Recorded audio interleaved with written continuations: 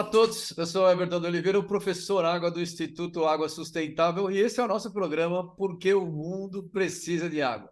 E vocês sabem, nosso programa traz pessoas que trabalham com água, que têm um conhecimento profundo e que fazem coisas que a gente muitas vezes nem sabe que existe, né? Então é muito bom para que nós conheçamos os trabalhos que são muito bem feitos. O Brasil é um país que tem muita gente competente trabalhando com água, e hoje eu tenho o prazer de trazer uma dessas pessoas que faz um trabalho que eu julgo sensacional, que é o Joel Goldenfung. Ele é engenheiro civil e mestre pela Universidade Federal do Rio Grande do Sul, doutor em hidrologia pela University of London e tem pós-doutorado em drenagem urbana pelo INSA de Lyon, na França. Ele é professor titular da URGS e ocupa o cargo de diretor do Instituto de Pesquisas Hidráulicas, o IPH, lá da URGS. Se você não conhece, se você é da área, é um lugar para você ir estudar. Se você não conhece, eu nem sei o que você está fazendo na área, você já deveria conhecer, porque é um lugar importantíssimo. E ele coordena o grupo de pesquisas em águas urbanas e o núcleo de estudos em segurança hídrica. Trabalha com hidrologia urbana, segurança hídrica, modelagem hidrológica, regionalização hidrológica, controle de enchentes e estiagens e desenvolvimento de planos diretores de desenvolvimento urbano e ambiental. Ô, Joel, bem-vindo. Conta pra gente aí. Hoje você está na hora certa, das enchentes que acabamos de ter aí uma situação tão lamentável no Rio Grande do Sul. Conta pra gente, começa do começo. Quem que é o Joel? Como é que você começou a se interessar por água lá atrás? Conta pra gente aí, por favor. Bem-vindo. Muito obrigado, Everton. É um prazer a gente ter essa oportunidade aqui de estar nesse seu programa.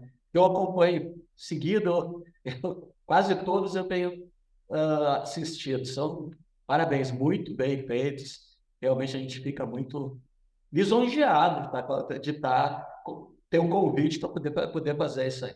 Perfeito. Bom, Vice-versa, eu que fico lisonjeado. Obrigado. o Joel, ele tem uma ligação já antiga com a água, né? Na realidade, lá em 74, 75, quer dizer, eu tinha 13, 14 anos nessa época, foi criado o Departamento de Esgotos Pluviais em Porto Alegre.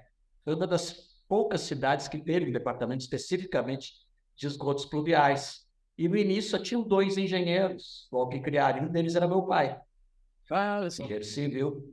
Né? Eu também sou engenheiro civil, mas na época ainda não era. Né? Na época, 13, 14 anos, nem sabia para onde é que eu ia. Então, já começando a ouvir falar, né, e tal, foi completando, na época ainda primeiro grau, segundo grau, fui logo uma das primeiras turmas da reforma, essa que colocou, então, em vez de a gente ter ginásio científico, primeiro grau, segundo grau. Muito bem. E quando eu estava para me formar, eu tinha lá minhas dúvidas, o que eu queria fazer, etc. E acabei escolhendo ir para engenharia civil, e eu tinha 2 áreas que me eram de interesse. Eu queria trabalhar com matérias. Eu queria trabalhar na área de saneamento, na grande área de saneamento, ou eu queria trabalhar na área de cálculo estrutural. 2 coisas bem distintas. Bem diferente, exatamente. Sim. Eu acabei conseguindo estagiar numa e noutra e vi, não, eu quero ir para a área de saneamento. Eu achei que era uma das coisas que nessa altura eu já estava querendo ir para recursos hídricos, mais do que saneamento, né? Tá. E uma das coisas que me chamou a atenção é que não existem 2 problemas iguais para resolver. A gente pode até trabalhar com a mesma ferramenta, mas são problemas diferentes. E é sempre cada novo problema para resolver é um novo desafio. E é um desafio que a gente tem que primeiro entender, diferente da estrutura, que a gente projeta a estrutura, nessa estrutura existe a bacia hidrográfica. Eu tenho que entender o problema, eu tenho que entender como é que ela funciona, para depois poder verificar como é que a gente pode interferir nesse funcionamento de maneira a resolver problemas específicos que estejam ocorrendo, muitas vezes causados pela própria ocupação urbana, às vezes não, mas de qualquer maneira. Primeiro, a compreensão do sistema para depois utilizar as ferramentas que a gente tem. E isso é uma coisa que até hoje me traz muita satisfação, no sentido de que, nesse tempo todo, eu me formei 1983, né? Nesse tempo todo eu não encontrei dois problemas iguais. Não tem como, não existem dois problemas iguais. E claro que a gente vai construindo, etc., né? Algumas coisas a gente já sabe, um desaceleramento, aquela, mas os sistemas são diferentes. As questões, não só em sistema físico, também tem no sistema social, sistema político, a gente interfere em várias questões. Como você falou, agora com essas gratas das enchentes, por exemplo, a solução técnica, ela está intimamente ligada com questões sociais, com questões políticas, com questões econômicas. É muito complexo, muito desafiador e muito interessante, né, na minha visão, na minha maneira de ver as coisas. Quando eu me formei, eu fui direto trabalhar. Trabalhei um tempo na Petrobras, mas que não era o que eu queria. Trabalhei embarcado, inclusive, em plataformas. Sim. Mas eu tinha, não é isso que eu quero. Eu queria ir para recursos hídricos. E aí eu saí e fui atrás do que eu queria. Primeiro eu trabalhei com estradas de rodagem, baita uma escola, maravilhoso. A gente aprende de tudo em estradas de rodagem. E a partir dali, então, consegui entrar nesse campo, né, de recursos hídricos. Você entrou pelo mestrado? Você entrou pelo mestrado? Eu comecei a trabalhar. Não. Eu comecei a trabalhar, trabalhando numa empresa consultora, etc. Até que chegou um momento, eu já estava com uns 26, 27 anos, por aí, em que um dos diretores da empresa veio me chamar, dizendo que no próximo projeto eu possivelmente assumiria a coordenação. E eu digo, eu não quero. A coordenação é administrativa, eu ainda queria continuar trabalhando como técnico.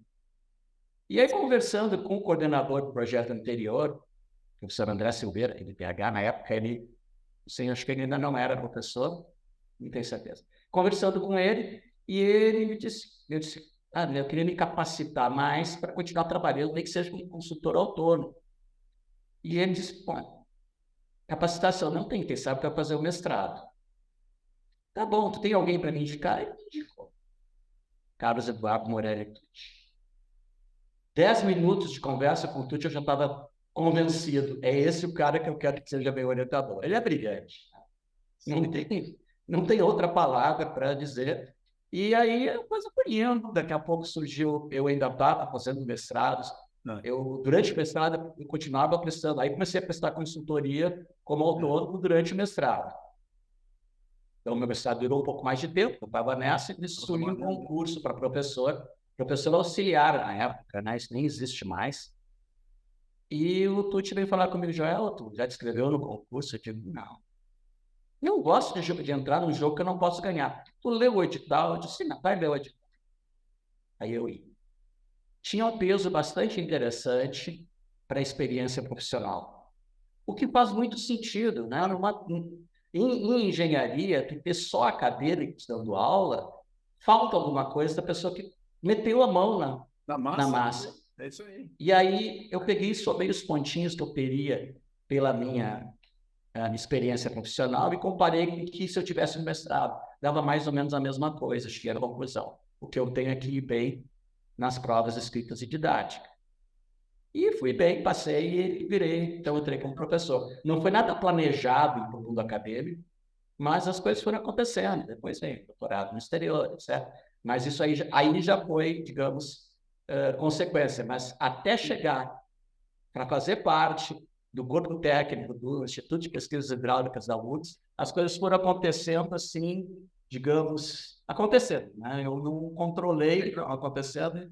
Foi interessante. Foi aí que esse foi o caminho, assim, resumindo vários anos em poucos minutos. Muito legal. Eu vou usar essa sua imagem aí. Eu nunca tinha usado, assim, pensado quer dizer, pensado talvez, mas não usado. Você falar que quando a gente trabalha com água nas nossas situações, a gente tem uma situação dada, né? Não é igual estrutura, que você define a estrutura. A gente chega lá e vai pensar o que a gente vai poder fazer, sempre, né? Então, é verdade, cada caso é sempre uma novidade, porque a gente não repete, as ferramentas são as mesmas, mas a situação é sempre diversa.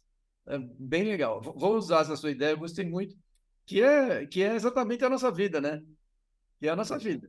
É bem assim mesmo. A gente pega uma situação, A pessoa acha que a gente já vai chegar lá com a resposta pronta. Nunca é assim, né? Nunca. Tem que estudar para poder andar. Muito legal. Ótimo. Eu ia fazer uma pergunta inicial para você, mas eu vou começar com o motivo que está dando mais, que está mais aparecendo na mídia aí, apesar da nossa entrevista que vai ficar no ar durante anos, né? Mas esse momento é importante. Eu quero perguntar para você da história aí do Sul. A gente está vendo esses efeitos do El Niño, né? Essa enchente, essa catástrofe que aconteceu, extremamente lamentável. A pergunta é: o que poderia ter sido feito para a gente minimizar os impactos que foram tão devastadores? E, para quem não sabe, qual a contribuição que o conhecimento de hidrologia pode trazer para isso? Você pode explicar para quem não é da área também, por favor?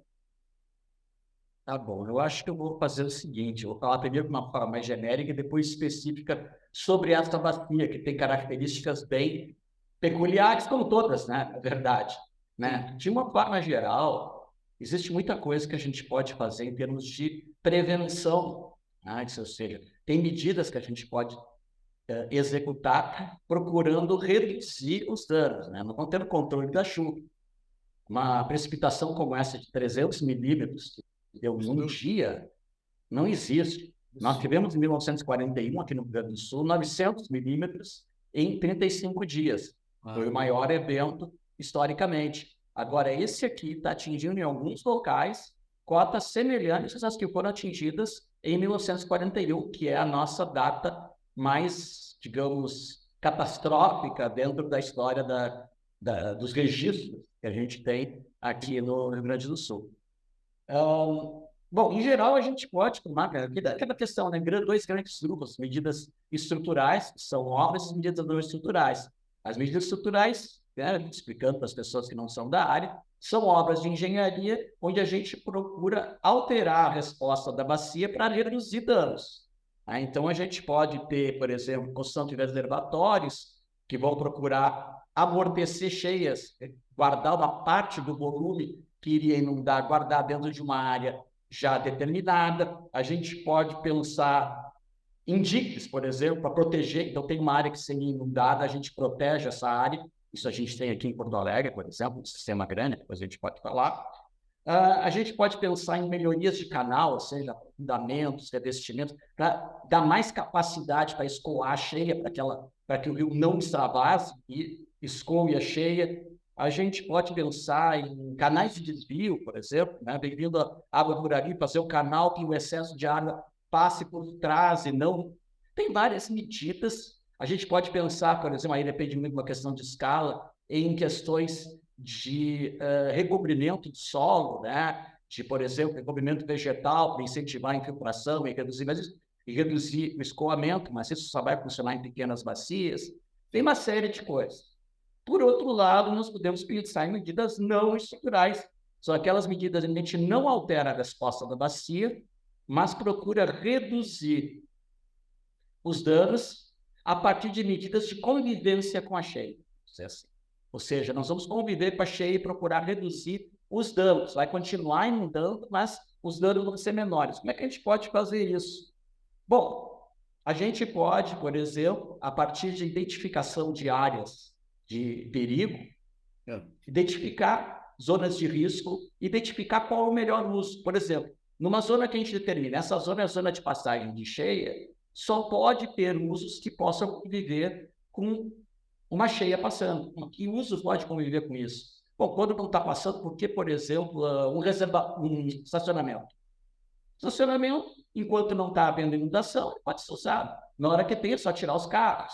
Por exemplo, passagem de rede de alta tensão, tem uma série de coisas que a gente pode pensar que poderia ficar por cima, né, sem ter grandes problemas. Mas não seria só isso, né?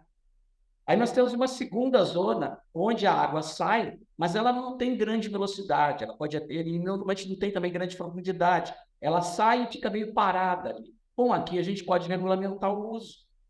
Tipo de construção, por exemplo, casas elevadas, de forma tal que a água vai passar por ali e não vai causar grandes danos, talvez garagem, etc., mas não vai causar grandes danos. proteções individuais, né, que podem ter, e uma série de medidas de regulamentação do uso do solo. Tá? E aí a gente vai dizer, olha, pode ter isso, pode ter aquilo, etc., e tentar reduzir. Podemos falar também de seguros, sistema de seguros, ou seja, a pessoa vai ter o dano, depois vai ter a recuperação do dano.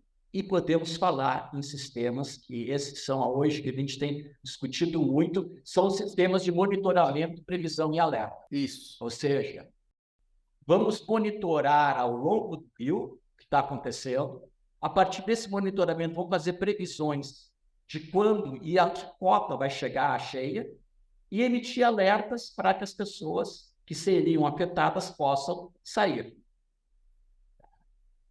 Bom, isso tudo envolve uma série de coisas, isso aqui é engenharia. Quando a gente fala em zoneamento, nós podemos identificar áreas, por exemplo, que não deveriam estar sendo ocupadas pela população, mas estão sendo ocupadas. O que seria o ideal? O ideal seria realocar essas pessoas para áreas mais seguras. Só que isso envolve uma questão que está fora da nossa área de conhecimento e que a gente interage com questões sociais. Verdade. Aquela população que está ali, muitas vezes, tem sua atividade econômica relacionada à área que vive, tem seus laços familiares, de amizades, etc. Tu retirar, realocar essas pessoas em outras áreas sempre tem impactos sociais. E isso é uma questão importante na hora de fazer isso. Agora, não é digno uma pessoa morar em uma área que a cada 3, 4, 5 ou 10 anos perde tudo que tem. Não é digno. Então, nós temos que pensar dessa maneira. Como fazer para conversar com a população? Porque existe uma questão de percepção de risco. Muitas vezes a população não tem a percepção de que ela está numa área de risco, não entende que aquilo ali é uma área perigosa para eles, ou porque não são da região e se mudaram para lá, ou porque vivem ali, mas convivem com isso. Então, existem trabalhos, existem metodologias muito interessantes de levantar a percepção de risco dentro de uma comunidade. De novo, ter que trabalhar com o pessoal das ciências sociais, junto com eles, trabalhando. Eu já tive experiências maravilhosas, inclusive nessa mesma bacia que a gente vai falar agora, do Taquariandas, que você relacionou. A bacia do Taquariandas é muito interessante, vamos dizer, ela tem uma parte mais alta, onde a água escoa com muita velocidade, até chegar nessa região, onde abruptamente ela se torna plana. Eu não preciso explicar muito, né? A água vem com alta velocidade e, de repente, ela encontra uma zona plana e ela se extrai. O normal dos eventos que acontecem ali é esse evento que eu descrevi antes. Na calha do rio e até uma determinada cota, nós temos uma área ativa, com velocidade, com vazão, e depois tem na planície uma área onde há uma inundação que não é ativa, ou seja, ela sai e fica quase parada e depois volta. Só para as pessoas entenderem bem, a área ativa com a velocidade mais alta é onde ocorrem os problemas de perda de vida, etc. Não é isso? Porque aí você tem... Exatamente. Tá. Exatamente.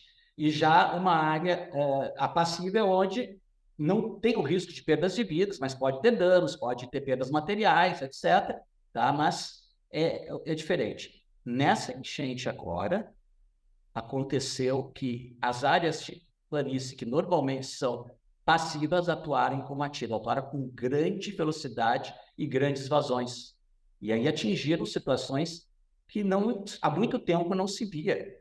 Então, nós encontramos, como eu já falei, níveis da água semelhantes aos de 1941, que é a maior cheia da história. Em alguns locais, da mesma ordem de grandeza, em outros há controvérsias aí, mas a questão é bem complicada nesse sentido aqui. Ficou famosa a foto da vaca no telhado lá, né? Que todo mundo viu, porque foi com a água que ela subiu. Essas coisas chamaram bastante atenção. A gente só para aproveitar da tua experiência aí, eu concordo com você. A gente trabalhou uma vez numa área de risco, mas era a área de risco de escorregamento por chuva. Então você faz lá o mapa de risco e aí o sujeito que está com a casa aqui, e você faz uma curva no mapa, você está olhando pela inclinação, pelo tipo de solo, etc. E aí ele fala para você assim, mas só pegou o biquinho da minha casa, eu não quero sair daqui. Né? Aquela decisão Que aí entra o pessoal da sociologia, que vai tratar com pessoas, né? A gente da área técnica não tem esse alcance de como conversar numa situação dessa. E são várias, é o que você falou, o cara está alterando a vida dele ali. Mas como técnicos e trabalhando para a defesa civil, nesse caso, né, que a gente está fazendo é defender, a gente é obrigado, moralmente, a evitar perdas de vida, não é isso? A gente é obrigado. Ética e moralmente é uma função do nosso trabalho. Então a gente tem que ali apontar o dedo, olha, não é assim, não pode trabalhar, tem que mexer, não é? Nesse ponto, você vê isso, como você vê isso na tua experiência? Porque todo mundo, quando a desgraça acontece, os caras não chamam o Joel, eu já vi. Mas antes, o pessoal esquece que você está trabalhando, não é por aí? Como é que a gente consegue É, tentar mexer nisso daí? é que nem água da torneira, né? Você abre, sabe que ela vai sair. Se faltou água, opa, o que que aconteceu? Mas Exato. é complicado, porque nós temos um outro problema aqui no Brasil. A pessoa não sai, mesmo sabendo que a água está subindo, na esperança que pare de subir, porque o que que acontece? Se ele sair, ele vai ser saqueado. Se ele não sair, ele vai ser inundado. É isso aí. Só que falta, aí tem o trabalho de percepção de risco. Eles não se dão conta de que eles podem estão pondo em risco não só a sua propriedade, mas a sua vida de familiares. Nós tivemos Familiares, casos aqui das pessoas que não se deram conta, o único lugar para subir era no topo do telhado e nem isso adiantou. é. Nem isso adiantou, porque realmente foi algo excepcional. Essa cheia foi fora de qualquer parâmetro, vamos dizer, que essas pessoas tenham visto no passado. Por características da bacia, por características da precipitação, por uma série de questões. Ela foi muito excepcional. E realmente é difícil para a gente trabalhar no sentido de convencer as pessoas. Agora, está um pânico. Tem um aviso de chuva para os próximos dias, está todo mundo preocupado. Mas espera passar alguns meses O e as ano que pessoas vem já vai voltam e esquecer. esquecem. Mas deixa eu fazer uma pergunta técnica para você, Joel, que as pessoas não conseguem entender. Se eu tenho uma bacia, você foi lá, estudou a bacia, você faz todo o estudo, a topografia, você consegue prever com a quantidade de chuva a elevação que vai atingir? Sim, sim, consigo prever com uma boa dose de acerto. É. Então, Sim, dá para fazer um sistema de alerta, falar, avisando, ó, com essa quantidade de chuva, não adianta subir no telhado, não é isso? Dá para fazer isso. a questão é a seguinte, é que nós temos as três partes, né? Nós temos a parte do monitoramento, a parte de previsão e a parte do alerta. Isso. Se uma delas falhar, dá problema. O que que aconteceu dessa vez? A chuva interrompeu a parte de comunicação É. dos dados. Então, por exemplo, ó, teve estação que parou de funcionar, teve régua que foi derrubada e Sim. teve a informação que não chegou às pessoas, não pelo meio oficial. Então, teve gente que recebeu informação de pessoas que estavam sendo inundadas, e aí uma não acredita na outra.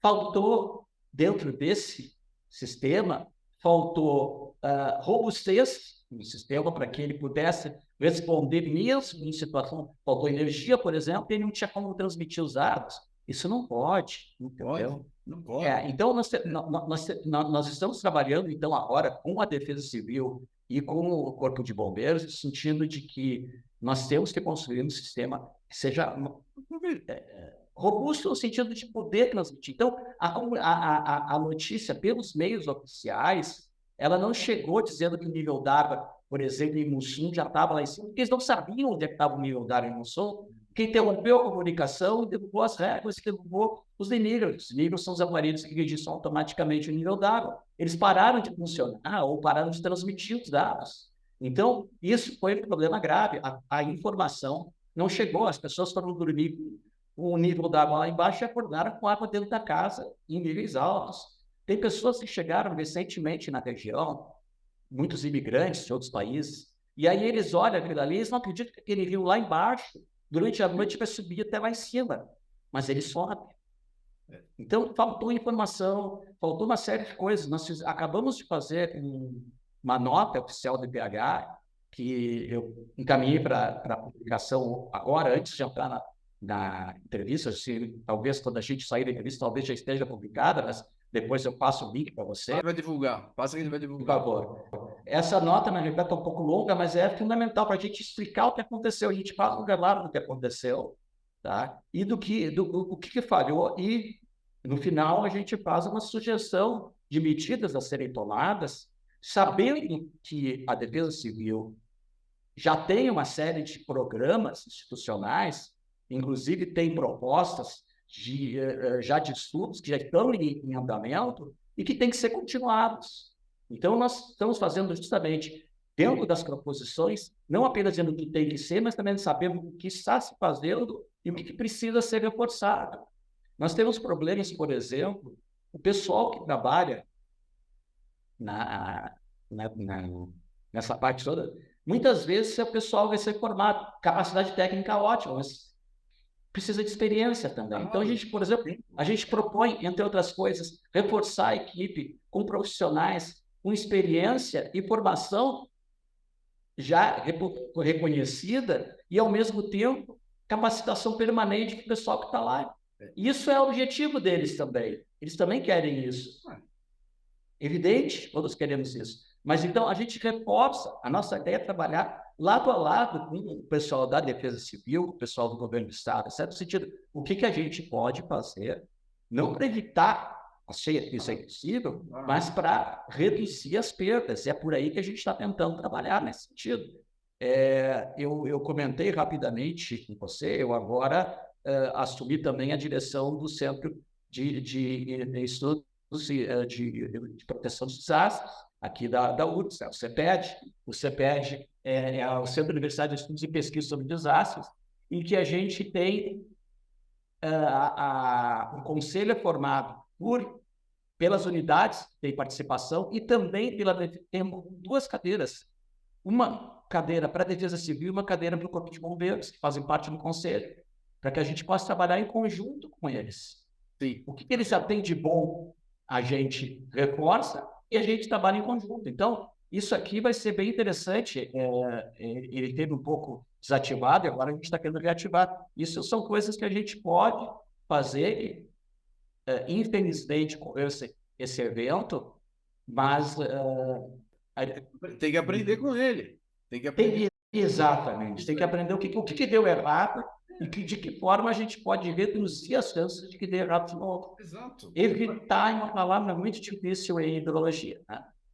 A gente pode falar em reduzir probabilidades, reduzir danos. Agora, evitar um evento, a gente não controla a chuva, né?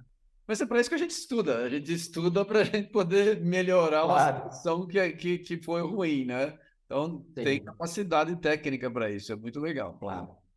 Ótimo. Você passa para a gente aí, nós vamos ajudar a divulgar. Por favor. A gente quer fazer com que as informações corretas cheguem para jornalistas, para essas pessoas. Então, a gente tem alguns caminhos e ele vai ajudar a divulgar aí, tá bom? Por favor.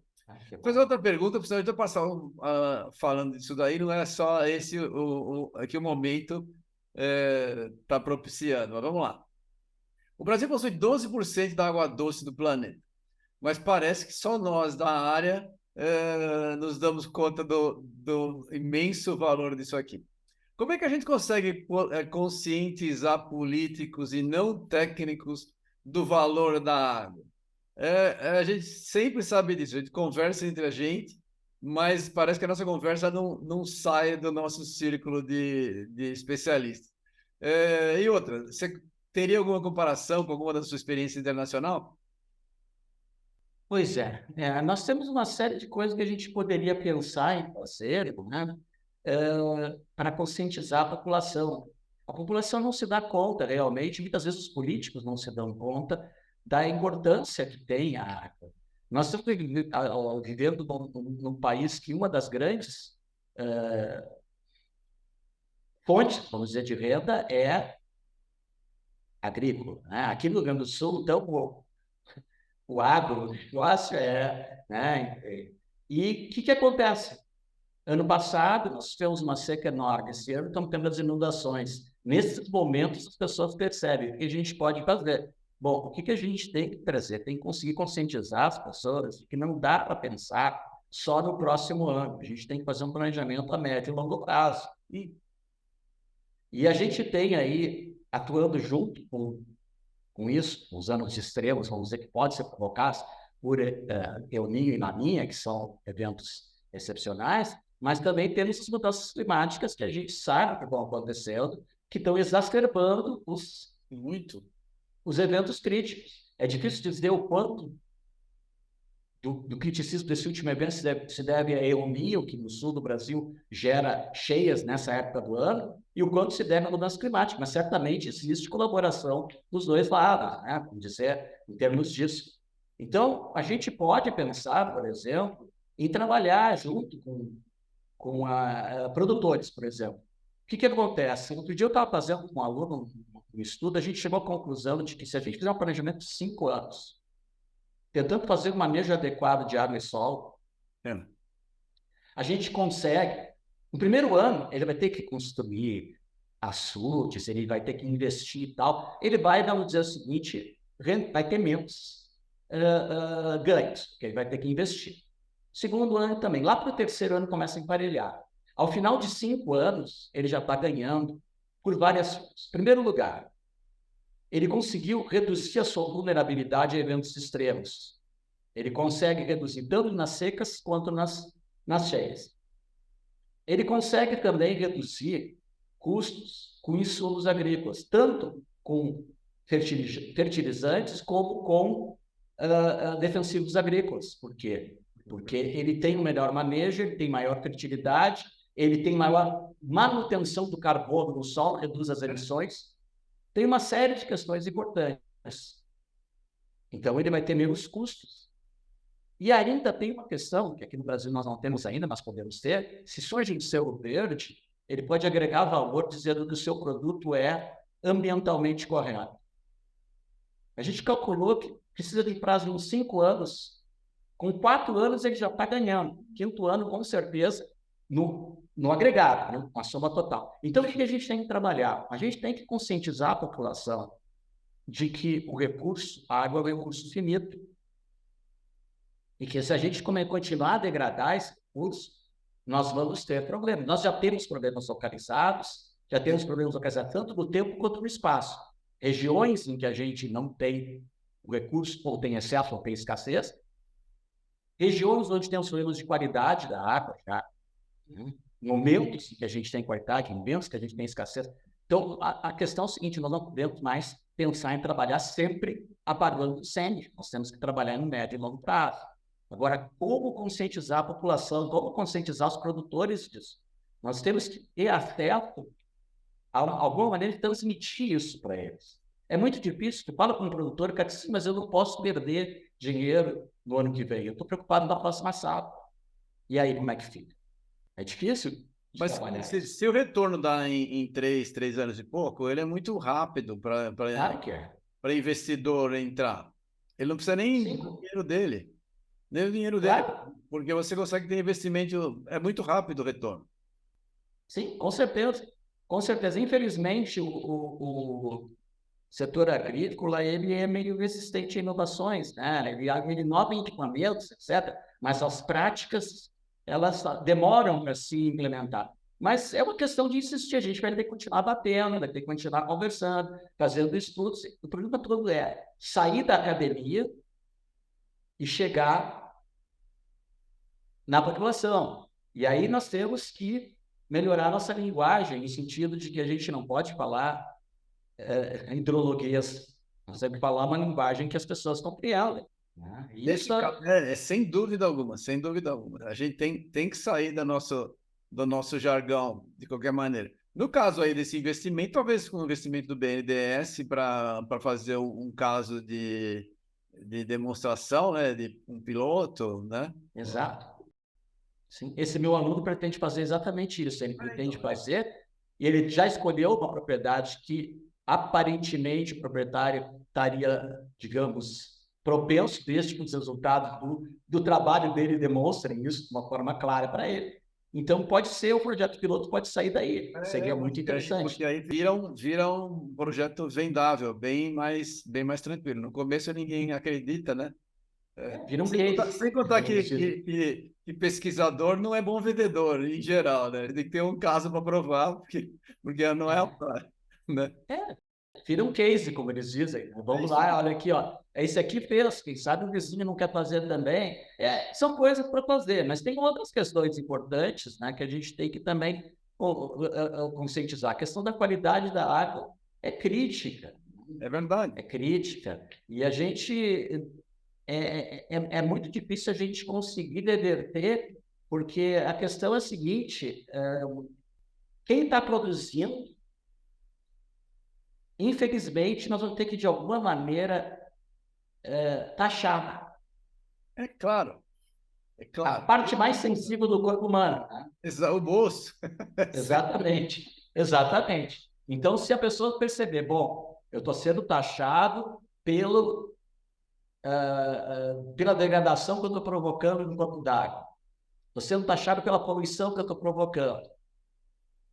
Daqui a pouco, pode ser que se dê conta, olha, é melhor eu reduzir um pouco. Mas tudo é uma questão, a gente tem que trabalhar com política, né? De novo, com social, com política e com técnico. São três coisas. E a gente tem que aprender a trabalhar com esse lado também, principalmente com o político. Eu concordo, mas Nesse caso. deixa eu te falar, eu trabalhei, aliás, na tese da Bruna, que está aqui com a gente. A gente fez um trabalho, eu acho que taxação sempre é um negócio perigoso, porque o dinheiro vai para o governo e some, né? A gente sabe como o político gosta do dinheiro dos outros, né? Então, como se tem esse método de crédito de carbono, o sujeito faz uma atividade e ele pode vender o crédito que ele gerou para alguém que precisa. Eu sempre penso que a gente deveria criar um crédito hídrico para alguém que faça uma atividade benéfica ambientalmente e que garanta a melhor qualidade de água para as gerações futuras, que ele tenha crédito. E alguém que não consegue fazer isso porque a atividade dele inerentemente não permite, né? Ele sempre vai acabar tendo déficit, ele consiga comprar isso daí. Então a gente consegue alguém que negocie, né, uma atividade com outra. Aí tem o interesse econômico direto de fazer essa atividade, porque só evitar taxação não é um estímulo suficiente, né? Não é. Ou seja, Verdade. né? E aí o cara, por exemplo, ele fez essa sua atividade que você sugeriu. Ah, beleza, ele ganhou o quê? Ah, ele ganhou o solo melhor, ele teve fixação de carbono, ele teve menos uso de fertilizante, logo ele teve um ganho ambiental indireto, porque ele usou menos mineração e menos... E fertilizante também termina na água, você sabe disso, né? Então, ele diminuiu o risco. Todos esses riscos somados gerariam um crédito. E esse crédito seria negociado. Aí, eu acho que é um caminho mais razoável. Senão a gente não vai sair disso. Até hoje não saímos, né? É verdade. Essa questão do comércio, comércio de crédito de carbono é muito interessante. Eu fiquei de 2008 a 2012 envolvido no projeto da Unesco, a IHA International Hydropower Association, né, a Associação Internacional de Eletricidade, junto com a Unesco, exatamente avaliando a questão de emissão de gases de efeito estufa em reservatórios. Tá? Basicamente, o que eles queriam eram reservatórios de hidrelétricas, evidente, mas a água não sabe se ela está num lago ou num reservatório, o comportamento é o mesmo. Né? E foi muito interessante. Eu tive a oportunidade de participar em um de reunião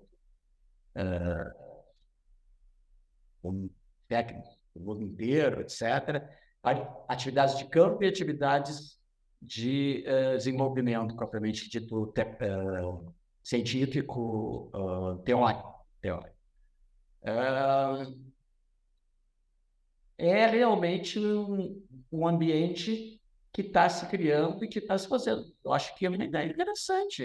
A gente podia começar a tentar montar um sistema desse piloto e propor, porque pode ser uma solução. Né? E isso tem que ser levado ao Ministério de Meio Ambiente, não só. A gente conversou com a Márcia Barbosa do MCTI, ela é física. Ela está agora. Sim, a Márcia é daqui. A Márcia é a nossa colega. Ela é física daí.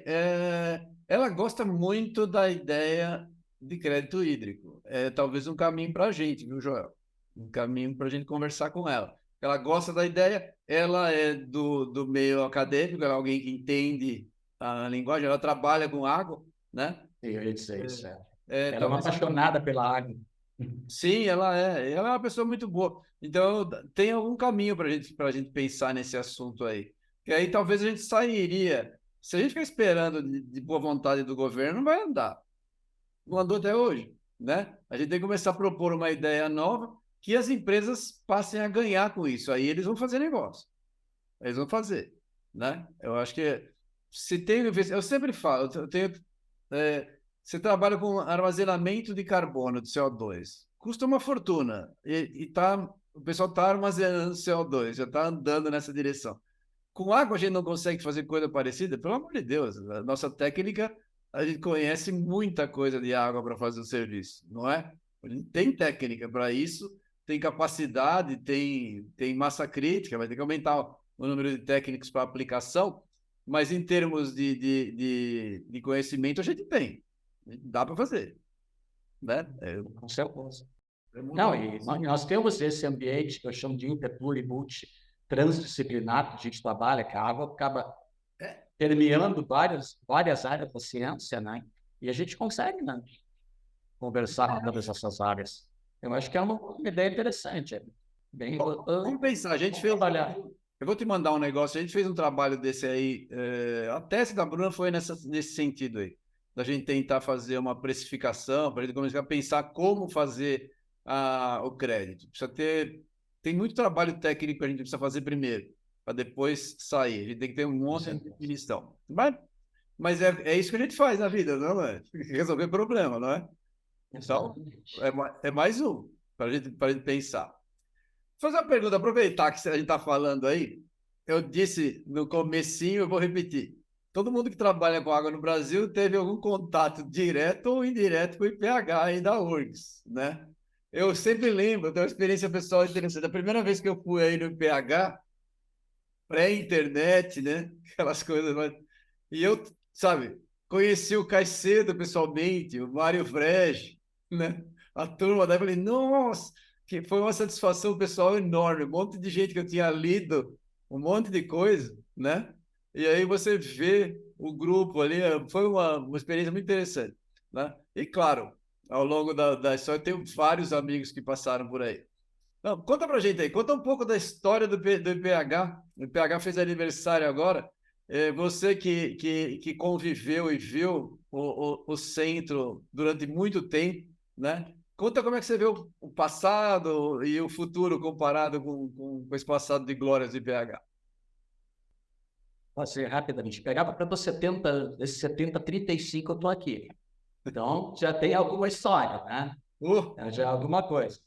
É interessante a gente lembrar como é que ele foi criado, que, na verdade, ele foi criado em 1953 por uma demanda, na realidade, da Secretaria de Obras Públicas do Estado do Rio Grande do Sul. A Secretaria foi na Escola de Engenharia e pediu um novo instituto dedicado às questões de engenharia hidráulica. E, basicamente, o IPH já nasceu com o tripé básico de ensino, pesquisa e extensão. Porque o que eles pediram que esse instituto fizesse? Eles pediram que esse instituto atuasse em pesquisa e consultoria na área de modelos reduzidos, basicamente, e apoiar os cursos de engenharia com seu laboratório de ensino. Então, tinha a pesquisa, tinha a parte que eles chamavam de consultoria, principalmente para os órgãos públicos. Dentro da secretaria, o departamento que pediu foi o Departamento de Serviços Hidrográficos e Melhoramentos Fluviais, basicamente, que depois virou o DEPREC, Departamento de Portos, Rios e Canais. Mas, basicamente, o que eles queriam? Que a gente fizesse extensão, né, no sentido de fazer projetos, estudos, fizesse pesquisa, principalmente com os modelos reduzidos, e fizesse ensino, principalmente com o nosso laboratório de hidráulica. Já nasceu com esse DNA, inclusive com o DNA de extensão. O IPH, as pessoas não sabem, mas se a gente pega o regimento da URGS aqui, o regimento deixa bem claro, o IPH, ele não é uma unidade, ele é um instituto especializado. Que tem algumas diferenças. Na prática, vamos dizer, ele tem as mesmas obrigações e as mesmas vantagens, vamos dizer, de uma unidade, ele tem assento no conselho universitário, ele tem toda a estrutura é a mesma, mas em sendo um instituto especializado, por muitos anos nós não tivemos curso nenhum ligado ao Instituto de Pesquisa em Biológicas. Então, ele foi criado em 1953, começou mesmo a trabalhar no final da década de 50, quando se construiu uma barragem na frente, e com essa barragem tinha água suficiente para nossos experimentos, e aí se construiu um pavilhão, primeiro foi o pavilhão marítimo, para trabalhar com modelos reduzidos de obras marítimas, depois o pavilhão fluvial, e se trouxe, na época, professores de todo mundo vieram para cá, a partir de um convênio que nós tivemos com a Unesco. Então, em 62, houve o fortalecimento do quadro. As pessoas foram para Grenoble, na França, para Lisboa, desculpa, para Lisboa, foram para Delft, na Holanda, foram para um monte disso. E, ao mesmo tempo, em 68 e 69, teve um convênio com a Unesco, e esse convênio era para a criação de uma espécie de centro de referência na Latinoamérica, com 2 cursos de cara. O curso de pós-graduação, né, em nível de mestrado, em hidrologia, e o curso em recursos hídricos, na época de hidrologia, depois de recursos hídricos, e o curso de técnico em hidrologia. Esse curso técnico foi, por muitos e muitos anos, o único curso técnico do Brasil. Brasil, é isso aí que é verdade. Hoje a gente vai em qualquer estado do Brasil e a gente encontra pessoas, técnicos, civiltécnicos, que estudaram no curso técnico do IPH. São essas pessoas que vão instalar equipamentos, que vão fazer medições, que vão a campo, que coletam os dados. Essas pessoas que basicamente... Isso foi em 1969, mestrado. Olha só. E aí, 20 anos depois, em 89, o doutorado. E até aí não tive curso de graduação. Mas com a reforma universitária, que se deu lá no final dos anos 60, início dos anos 70, se criaram os departamentos, e no IPH foram 2 departamentos, o departamento de obras hidráulicas, o departamento de hidromecânica e hidrologia, que passaram a administrar aulas para todos os cursos. Então, todos os cursos da UFSC tinham alguma coisa a ver com aula, engenharias, geologia, arquitetura, geografia, vários. Passaram a ter aulas de professores no IPH, que naquela época não existia isso. E depois, então, em 2006, se criou, então, o primeiro curso de engenharia do IPH, engenharia ambiental, que na época foi em colaboração com a Escola de Engenharia, principalmente com a Escola de Minas. E, finalmente, em 2012, o curso de engenharia hídrica. A ideia inicial era um curso de engenharia hídrica, mas como não existia ainda a regulamentação do CONPEA, do CREA, do engenheiro hídrico, nós acabamos abrindo de engenharia ambiental. E depois surgiu o engenheiro hídrico. Então, foi uma questão que se colocou. Hoje, o IPH é, vamos dizer, Instituto das Águas da UFSC. E realizamos ainda ensino, pesquisa, extensão, hidráulica, hidrologia, recursos hídricos, saneamento, meio ambiente, o que for, né? E a gente tem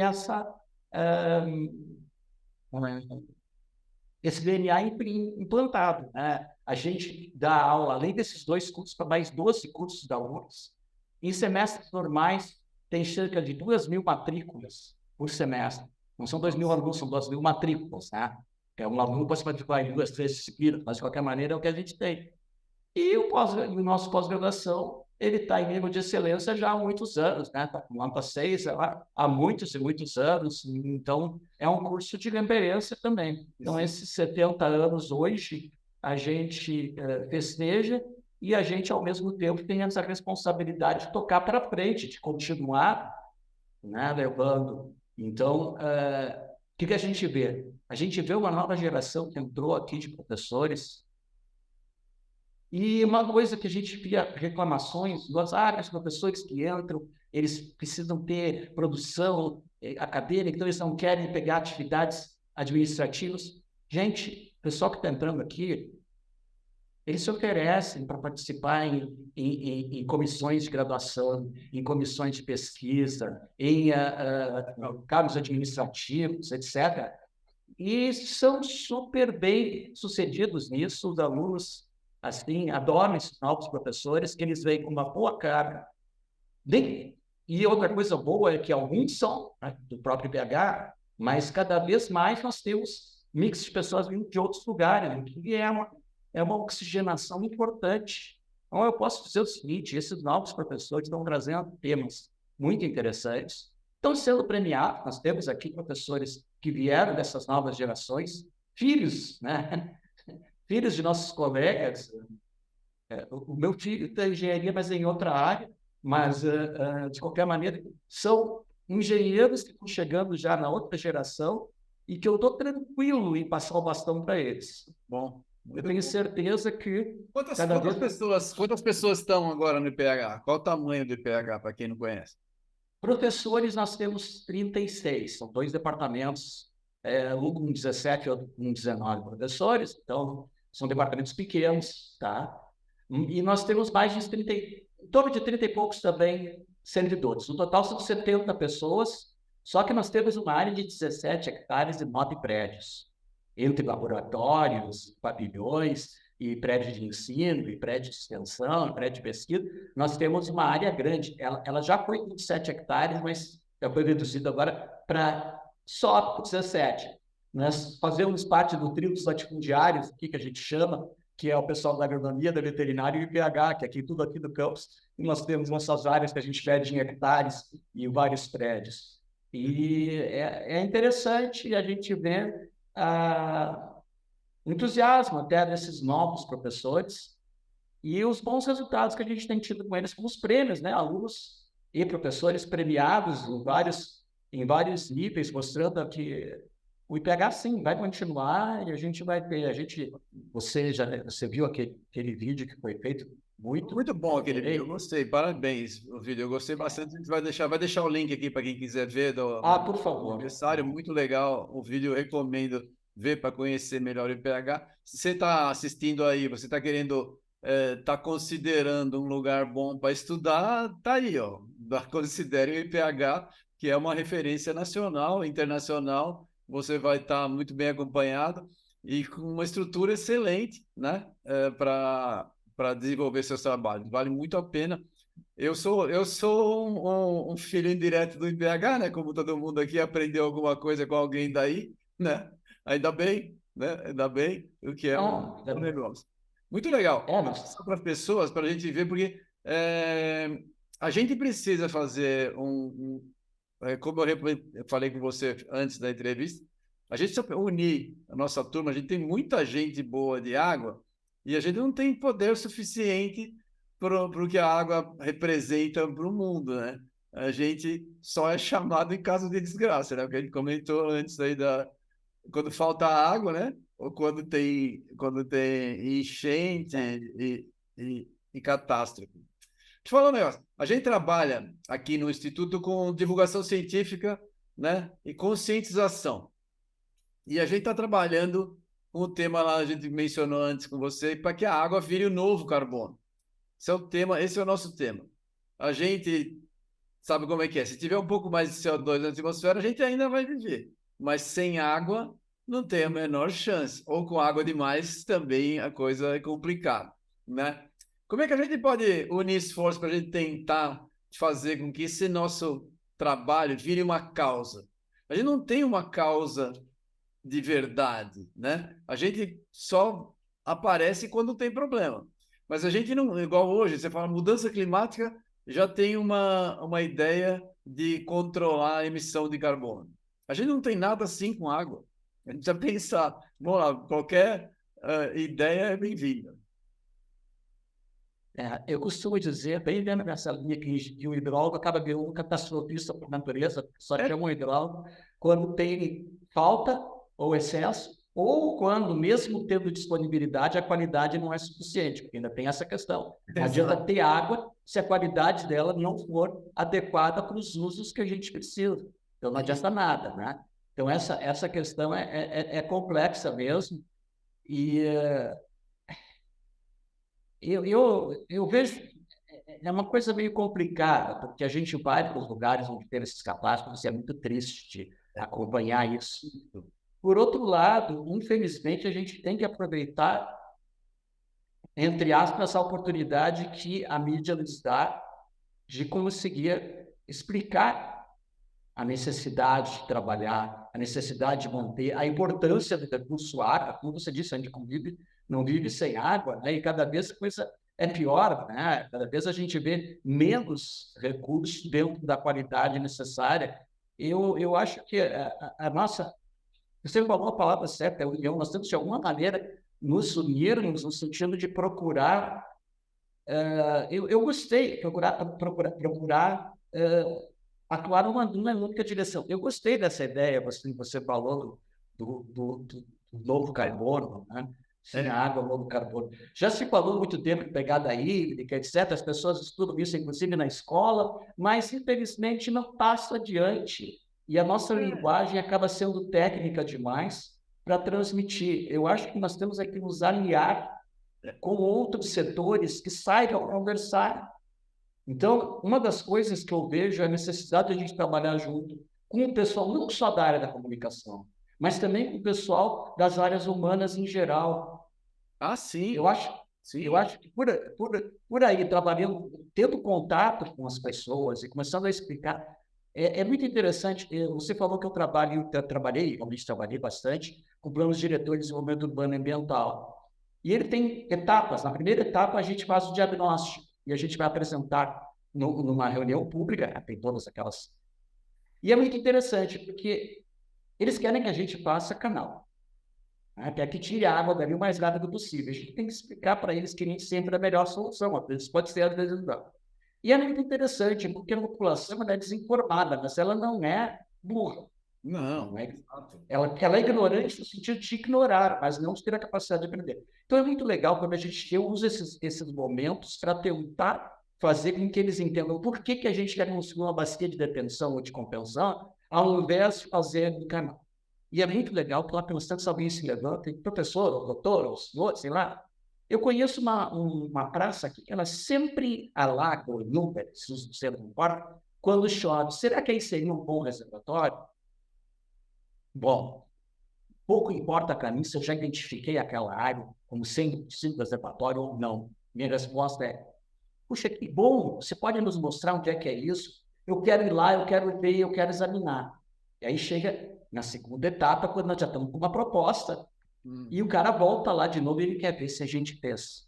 E a gente mostra, olha, nós fomos atrás do que você propôs e nós determinamos, ela pode ser por isso, ou ela não pode por isso e aquilo. E aí você ganha a população do seu lado. Claro. Então, coisas assim, nós temos que conversar com a população, tem que aproveitar as oportunidades que a gente tem de encontros com a população. O problema é que esses encontros, muitas vezes, só vão pessoas que estão interessadas, às vezes, inclusive, organizadas politicamente para um determinado objetivo, e isso acaba complicando. Nem sempre funciona da maneira que a gente gostaria. É verdade. Mas se a gente não se expor, se a gente não se expuser, a gente nunca vai conseguir chegar ao resultado. Lá pelas tantas, o que vai acontecer? Essa aqui foi...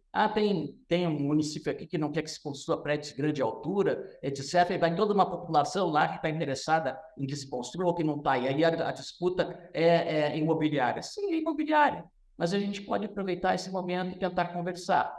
Sim. Provavelmente, a gente... No ambiente polarizado que a gente tem hoje, está cada vez mais difícil da gente convencer alguém de qualquer coisa. Mas...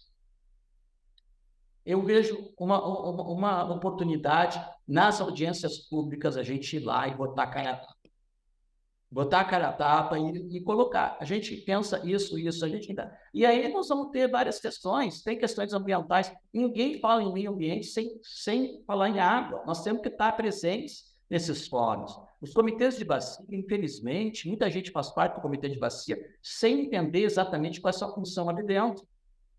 Infelizmente, isso não é só o comitê de bacia. É verdade. Eu faço parte também de Conselho Municipal de Desenvolvimento Urbano e Ambiental. Muitos conselheiros estão ali para fazer política e não para trabalhar dentro da parte de desenvolvimento urbano e ambiental.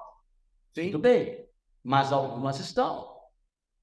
Não é? A maior parte das pessoas tem uma boa intenção, mesmo aquelas que são, digamos, politicamente interessadas, elas têm, a gente consegue. Então, o negócio é o seguinte, não podemos desestimar de fazer participação pública. Isso é uma maneira que eu enxergo. Eu concordo com você totalmente. Só que eu acho assim, tem um problema, primeiro, nós não temos pernas para fazer isso tudo, porque o nosso tempo é escasso, né? Mas por isso que eu penso da gente tentar trabalhar numa causa. Porque quando a gente transforma numa causa e a gente vai dando as explicações do porquê que a causa é importante, muita gente que só está preocupada em fazer política vai fazer política pela causa. E aí a gente ganha os aliados, né? Porque tem um monte de gente que está querendo fazer para ganhar alguma causa política. Mas a nossa causa, ela não é política. Ela não é política. Precisa fazer, quem quer que seja, qualquer cor partidária, precisa fazer. Concorda? Nós precisamos de água de qualidade. Então, se a gente transforma numa causa, quem for usar como causa política, não sei o quê, para a gente não é o principal ponto. Não é o principal ponto. Ainda mais a gente que é técnico, quando a gente se expõe num grupo político, a gente apanha, porque os caras só fazem isso, né? Então, a gente vai falar uma coisa técnica, fala na hora errada. É isso que acontece. A gente apanha. Você já deve ter visto isso acontecer. Então, por isso que eu falo da gente pensar, estruturar uma causa, que a causa, assim, a gente já sabe a causa, mas tem que ter um bordão que seja chamativo. Tipo, mudança climática que já fica ligada a carbono. A gente não tem nada assim. A gente precisa ter alguma coisa que as pessoas interpretem e passe a gerar suas próprias interpretações, sempre no sentido de melhorar. Eu não sei como fazer, mas estamos trabalhando para isso. Estamos trabalhando para isso. Água é o novo carbono, é um caminho, né? Eu acho que pode ser, eu acho que a gente pode.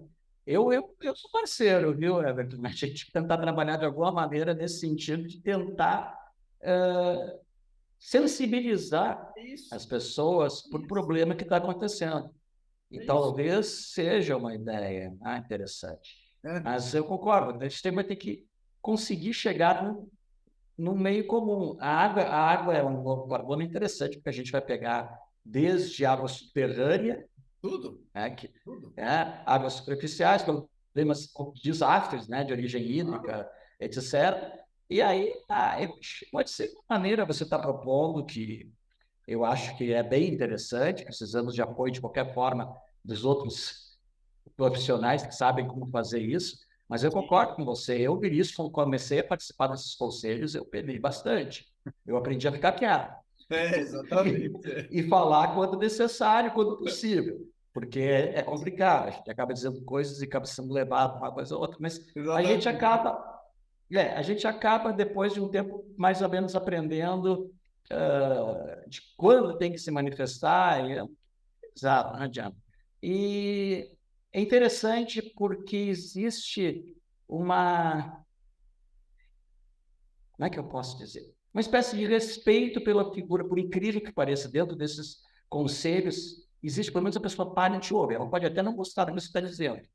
É sim. É verdade, é verdade. Por isso que eu acho que a gente tem que ter algumas coisas que a gente fala que seja sempre na mesma direção.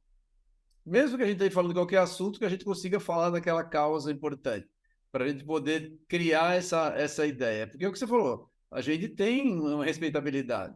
Que é por isso que por que as pessoas te chamam para te entrevistar por causa disso, pela respeitabilidade, né? É assim que acontece. E a gente precisa usar melhor isso, a gente não sabe usar, esse é o nosso problema. A gente só aparece, você falou, porque é o engenheiro catastrofista, é exatamente isso, né? Só é lembrado nessas horas. Outro dia eu ouvi, não me lembro exatamente, estava dizendo que professor é a única profissão que as pessoas chamam na rua pela profissão. Então, o médico até pode chamar doutor, tal, tudo bem, mas na rua você está caminhando e fala, professor, né? Não lhe chamam de doutor, não lhe chamam de engenheiro, não lhe chamam de geógrafo, seja é verdade, é verdade. Professor, é assim. E é interessante, né? E é uma honra, né? E é uma honra, diga-se de passagem. É uma honra, sim, é uma honra. A gente se acostuma com isso e a gente se sente bem, né? Na verdade, pelo fato que as pessoas quer saber a sua opinião, etc. O problema todo é aquilo que eu falei outra hora, acho que antes de conversar, é que muitas vezes a pessoa é perguntada sobre um assunto, ela não tem o domínio do assunto e ela acaba dando opinião. E, então, falta, às vezes, para pessoas um pouquinho de humildade, dizer, olha, essa não é a minha área, Na área. Exato. eu posso acabar dizendo uma bobagem. Tem acontecido direto isso, vários. Agora, por exemplo, com esses eventos aqui, eu tenho ouvido coisas que, meu Deus, como é que ele falou isso, ou ela falou isso, não poderia ter falado. Mas, infelizmente, aí o estrago é feito, a gente tem que dar um jeito depois de recuperar. Então, notas como essa que eu falei, que a gente escreveu agora, mas se você puder divulgar isso aí, divulgar, é claro. uma maravilha, porque Ótimo. tem o seu peso, não é? E, claro, vou querer fazer já falei com o pessoal, ficou grande, vou fazer uma versão resumida, que é para poder uma pessoa, vamos dizer, não ligada à área, poder ler. Poder ler, é isso aí. É isso aí. Não, manda para mim aí que eu tento dar uma mexida no texto. Não tem problema. Não, eu vou fazer a segunda parte, mas se você puder me ajudar, eu agradeço. Vou fazer essa segunda parte, transformar um texto de 4 páginas em no máximo 2. Mas isso eu estou acostumado, a gente faz isso toda vez. Sim, é o nosso trabalho. Não, beleza. Também. Bom, o nosso tempo está no final aqui. Muito legal bater um papo com você. Parabéns aí pelo trabalho, parabéns pelos 70 anos do IPH. Muito legal. Vamos tentar trabalhar mais juntos. Eu vou conversar com o pessoal lá no nosso grupo de WhatsApp para a gente andar mais, mas a gente tem que sair do nosso grupinho e falar com a população em geral, que é para isso que a gente estudou, né? Para a gente melhorar o mundo cuidando bem das aves. Por favor, faz suas considerações finais para a gente. Obrigado, Joel. É um prazer imenso ter você aqui. De novo, parabéns pelo trabalho, parabéns por manter o IPH com o mérito e o brilho que vocês conseguem. Parabéns. Muito obrigado de novo pela oportunidade que a gente tem de estar nesse espaço. Esse espaço, ele é visto por muitas pessoas, ele é acompanhado e é respeitado. Então, é um espaço muito interessante e que, como eu já disse, eu fico honrado de poder ter a oportunidade de usar, né, desse espaço para a gente falar. Realmente, a questão água, ela é uma questão que nos mobiliza, é uma questão que nos entusiasma. Nós somos todos apaixonados pelo que nós fazemos e isso fica muito claro para as pessoas que falam com a gente. Na realidade, nós somos privilegiados, porque a gente trabalha com o que a gente gosta. Gosto. Mais do que gostar, né? Gostamos do que fazemos e trabalhamos com o que a gente gosta. Isso é um privilégio de poucos.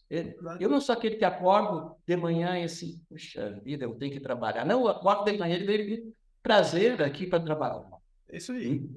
Então, isso não tem preço. Isso não tem preço, a gente tem que valorizar isso e aproveitar esse nosso entusiasmo para passar isso para outras pessoas. De alguma maneira, transmitir que, claro, nem todo mundo vai gostar de engenharia, nem todo mundo vai gostar de água, etc., mas todos nós precisamos de água. E o engenheiro, e aí a gente se enquadra, o engenheiro está dito ali, o engenheiro ele é um solucionador de problemas. Então, quando alguém começa a falar com você que tem um problema, mesmo que você saiba que não é para você responder, a primeira coisa que passa na cabeça é como é que eu posso ajudar a resolver isso? Mesmo que não seja, faz parte do engenheiro. Quem entra na engenharia e não tem esse tipo de pensamento, não conclui o curso. É impressionante. Está na área errada, é isso aí. É impressionante. Então, dentro disso aqui, né, dentro dessa ideia, as duas coisas. O resolvedor de problemas, as resolvedoras de problemas, né? de resolver problemas, de ter paixão pelo que faz, é uma questão que faz com que a qualidade venha, vamos dizer assim. Então, a gente acaba se cercando de pessoas que também comungam desse mesmo tipo de maneira de ver, maneira de sentir. Isso é o que faz, é o diferencial que faz com que a gente consiga produzir. Temos todo um background com história de 70 anos do IPH, que ao mesmo tempo nos traz um enorme, como é que se diz? Orgulho, responsabilidade. Não, uma enorme responsabilidade. Começa com a parte complicada, uma enorme responsabilidade, mas, por outro lado, um enorme orgulho. E nos abre portas.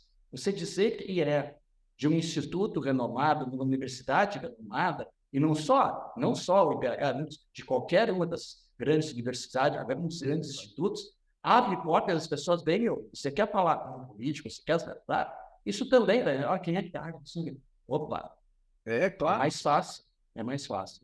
E eu acho que é isso. E ambientes como o seu, assim, de troca de ideias, de conversa, de bate-papo, informal, mas ao mesmo tempo bem dirigido, você sabe conduzir a coisa para que a gente consiga dar uma mensagem.